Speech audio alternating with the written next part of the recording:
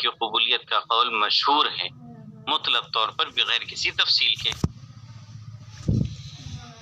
یہ ایسی بات جو ابھی ہم نے 2 منٹ پہلے بات کہی تھی اور مرزا بیگ نے کہا تھا کہ ہاں زیادتی قبول کر لی جائے، اس میں کوئی حرج جب تک کہ منافی نہ ہو۔ اگر مخالف ہو گئی، تعارض پیدا ہو رہا ہوگا تو ظاہر ہے پھر اس میں ترجیح والی صورت کو اختیار کیا جائے گا۔ جو یہ بات ابھی کہی مرزا بیگ نے، بالکل اسی طرح سے جمع من العلماء، بہت سارے علماء سے یہ بات منقول ہے، مشہور ہے۔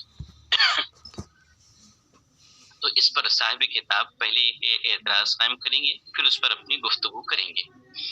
کہہ رہے ہیں واشتہر عن جمع من العلماء القول بقبول الزیادة مطلقا من غیر تفصیل ولا يتأتى ذلك على طريق المحدثين الذين يشترطون في الصحيح الا يكون شاذا ثم يفسرون الشذوذ بمخالفة الثقة من هو اوثق منه ولا يتأتى، اس پر یہ بات درست نہیں آتی ہے کہ اعلیٰ طریق المحدثین، محدثین کے طرق پر یہ بات صحیح نہیں آتی ہے کہ جو محدثین شرط لگاتے ہیں صحیح میں اس بات کی کہ اللہ یکون شاذن، کہ وہ روایت شاذ نہ ہو، ثم یفسرون، پھر شذوذ کی تفسیر بیان کرتے ہیں کہ ثقہ کی مخالفت ہو، من ہو اوثق منہ، اس کی جو اس سے زیادہ اوثق۔ کیسے بات درست ہو رہی ہے؟ والعجب ممن أخر ذلك منهم مع اعترافه باشتراط انتفاش الحدود في حد الحديث الصحيح وكذا الحسن۔ اور تعجب اس وقت ہے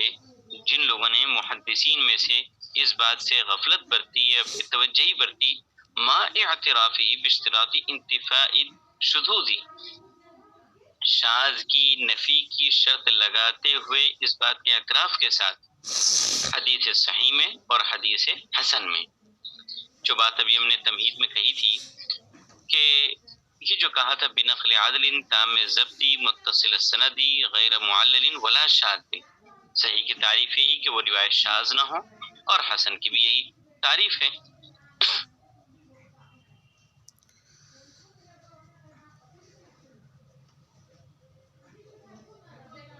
چاہیے وہ روایت جو ہے شاذ ہوگی تو اس کو ہم صحیح اور حسن کی شرط میں نہیں قبول کریں گے۔ پھر یہ کیسے مشہور ہو گئی بات اور محدثین اس کو کیسے قبول کر رہے ہیں؟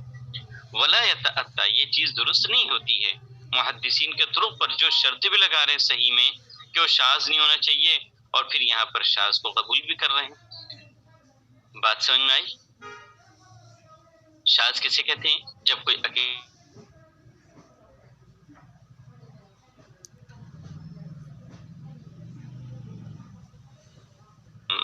شاذ ہوئی ہے،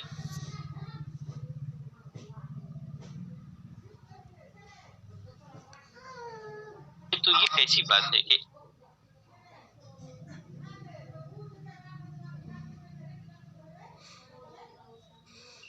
مطلقاً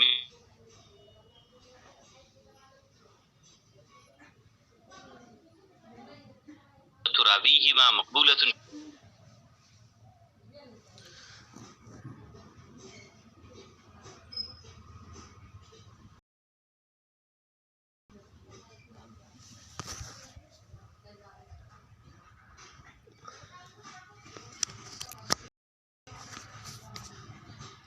شرط ہے۔ اب صاحب کتاب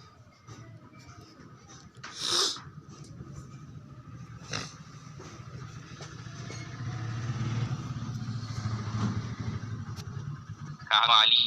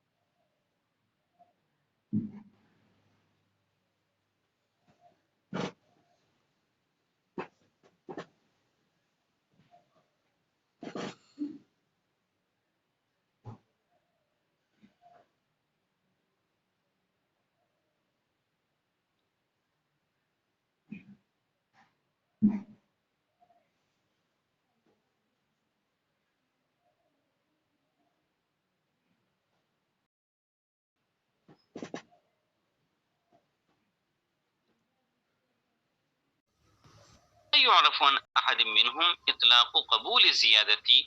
اور ان محدثین میں سے کسی سے بھی زیادتی کی قبولیت کو مطلقاً طور پر نہیں سنا گیا ہے، نہیں متعارف ہے، نہیں مشہور ہے۔ گویا کہ زیادتی کی جو بات آ رہی وہ شاذ والے سے ہٹ کر کے ہے کہ یہ لوگ جو کہتے ہیں کہ دیکھیں ہم ترجیح والی صورت کو اختیار کریں گے، ہم آنکھ بند کر کے مطلقاً قبول کر لیں، جو ابھی پیچھے کہی گئی تھی بات،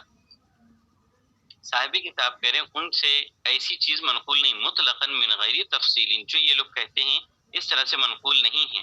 بلکہ اس کے برخلاف ان سے منقول ہے کہ اعتبار الترجیح، ترجیح کا اعتبار کیا جائے گا، ترجیح والی صورت کو اختیار کریں گے، فیما يتعلق بالزیادتی احدهم اطلاق قبول زیادہ۔ جب یہ بات کہتی ترجیح والی صورت، تب اب پھر یہیں سے بات آ گئی کہ ترجیح کا کون سا ضابطہ ہے، ترجیح کا کون سا طریقہ ہے۔ اگر دو روایتیں ہیں ان میں سے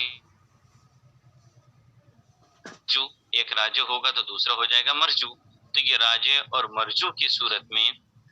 کس کی روایت کو لیا جائے گا؟ ظاہر راجع کو لیا جائے گا، تو راجع کی ترجیح کے لیے کچھ ضابطے ہونے چاہیے، اصول ہونے چاہیے۔ اب وہ آگے یہیں سے ایک اور تفصیلی بحث شروع ہو جائے گی، جو بحث محفوظ اور شاذ، معروف اور منکر کی طرف جا رہی ہے۔ پہلے تو یہ اعتراض ذرا پھر سے توجہ دے لیں، اعتراض سمجھ لیں، پھر یہاں سے تفصیل وہ شروع ہو جاتی ہے۔ صاحب کتاب نے کہا دیکھیں صحیح اور حسن کے لیے ایک طرف آپ شرط لگاتے ہیں زیادتی اس کی مقبول ہے، اور دوسری طرف صحیح اور حسن میں آپ ہی نے شرط لگائی تھی کہ غیر معلن ولا شاذ، تو آپس میں دونوں میں تضاد ہے۔ تو صاحب کتاب نے کہا یہ بات جو لوگ مطلق طور پر کہتے ہیں ان سے یہ بات کسی طرح سے درست نہیں سمجھ میں آتی ہے، ایک طرف شرط بھی لگائیں صحیح میں، دوسری طرف شاذ کو قبول بھی کر لیں۔ صاحب کتاب کہہ رہے ہیں ائمہ حدیث جو متقدمین ہیں ان میں سے یہ بات منقول چلی آ رہی ہے کہ اعتبار الترجیح فیما يتعلق بالزیادۃ وغیرها ولا يعرف عن احد منهم اطلاق قبول الزیادہ۔ اب آگے ایک اور مزید بات اسی پر یہ بات تو جب یہاں پہ ذکر ہوا وَإِمَّا أَن تَكُونَ مُنَافِيَةً، تو یہ بات تو اس میں بھی آئی تھی راجع مرجو کی، ہاں، اور یہ مطلق کہہ رہے ہیں، ہاں، ابھی پوری بحث ابھی ہوئی نہیں، ابھی ایک اور کہہ رہے وہ اعجب، اس سے بھی زیادہ تعجب کی بات وہ کیا ہے، ابھی پوری بحث ہو جائے تب پھر آپ ہم سوال سنیں گے۔ وَأَعْجَبُ مِن ذَلِكَ إِطْلَاقُ كَثِيرٍ مِنَ الشَّافِعِيَّةِ الْقَوْلَ بِقَبُولِ زِيَادَةِ الثِّقَةِ، اس سے بھی زیادہ تعجب کی بات بہت سے شوافع کا ثقہ کی زیادتی کو مطلقاً قبول کرنے کا قول۔ وہ کیا کہتے ہیں مطلقاً طور پر ہم قبول کر لیں، بہت سارے شوافع سے یہ چیز منقول ہے۔ اب کہا جائے گا شوافع سے کیوں خاص طور پر یہ بات کہہ رہے ہیں؟ اگر وہ کہنا ہے تو چاروں مسلک ہے، چاروں مسلک کی بات کہا جائے، یہ شوافع سے یہ خصوصی اتنا تعلق کیوں، ان کا تذکرہ کیوں؟ کہا جائے گا چونکہ مسلکن حافظ ابن حجر اسقلانی علیہ الرحمہ شوافع ہیں، اس لیے ادھر ان کا میلان ہے، ظاہر ہے کہ اپنے مسلک کی بات انسان زیادہ کرتا ہے، تو یہاں پر اسی کی طرف رجحان کر لیے کہ دیکھیے اس مسلک کے ماننے والے شوافع میں سے بہت سارے لوگ ایسے ملتے ہیں جو ثقہ کی زیادتی کو کی قبولیت کے قائل ہیں مطلق طور پر، مع ان النص الشافعی یدل علی غیر ذلک، باوجود اس کے امام شافعی کی نص اس کے علاوہ پر دلالت کر رہی، یعنی اس کے خلاف دلالت کرتی ہے۔ فإنه قال، پس وہ کہتے ہیں فی اثناء کلامه على ما يعتبر به حال الراوی فی الضبط ما نصه، انہی نے بات کہی ہے اس کلام کے دوران جس سے ضبط میں راوی کی حالت کو پرکھا جاتا ہے، راوی کی حالت کا اعتبار کیا جاتا ہے ضبط کے تعلق سے، اس میں جو بات کہی ہے وہ یہ ہے، ما نصو، جو ان کا نص ہے وہ یہ ہے۔ وَيَكُونُ إِذَا شَرِكَ أَحَدًا مِنَ الْحُفَّاظِ لَمْ يُخَالِفْهُ فَإِنْ خَالَفَهُ فَوُجِدَ حَدِيثُهُ أَنْقَصَ كَانَ فِي ذَلِكَ دلیل علی صحة مخرج حدیثه ومتى خالف ما وصفت اضر ذلك بحدیثه۔ انتہا کلام، اب ان کا کلام مکمل ہوا۔ ان کا کلام کہاں سے شروع رہا؟ وَيَكُونُ إِذَا شَرِكَ أَحَدًا، کہ راوی جب کسی حافظ کے ساتھ روایت کرنے میں شریک ہو، حافظ سے مراد حافظ قرآن، حافظ حدیث، راوی جب کسی حافظ حدیث سے روایت کرنے میں شریک ہو تو اس کی مخالفت نہ کرے، لم یخالف، اس کی مخالفت نہ کرے، لیکن اگر اس نے مخالفت کی اور اس کی حدیث ناقص پائی گئی، فإن خالفہ فوجد حدیثہ، اگر اس نے مخالفت کی اور اس کی حدیث ناقص پائی گئی، کان فی لا صحت مخرج حدیثہ، تو اس میں اس کی حدیث کی سند کے صحیح ہونے کی دلیل ہے، تو اس میں اس کی حدیث کی سند کے صحیح ہونے کی دلیل ہے۔ اور جب یہ مخالفت اس چیز کے علاوہ میں ہو جو میں نے بیان کیا تو یہ اس کی حدیث کے لیے نقصان دہ ہوگا۔ کچھ بات سمجھ میں آئی؟ وَإِنْ خَالَفَهُ فَوُجِدَ حَدِيثُهُ أَنْقَصَ كَانَ فِي ذَلِكَ دَلِيلٌ عَلَى صِحَّةِ مَخْرَجِ حَدِيثِهِ، اگر اس نے مخالفت کی فوجد حدیثہ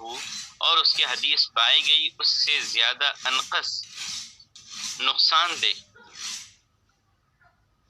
جس کو اعلی صحت مخرج حدیث کے حدیث کے مخرج کی صحت کی بنیاد پر، تو متى خالف ما وصفت اضر ذلك بحدیثه،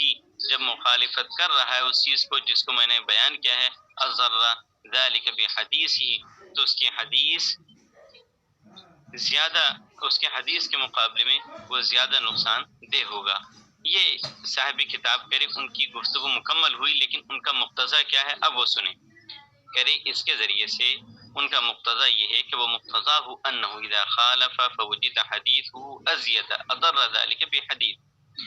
فدل على ان زیادة العدل عنده لا يلزم قبولها مطلقا وانما تقبل من الحفاظ،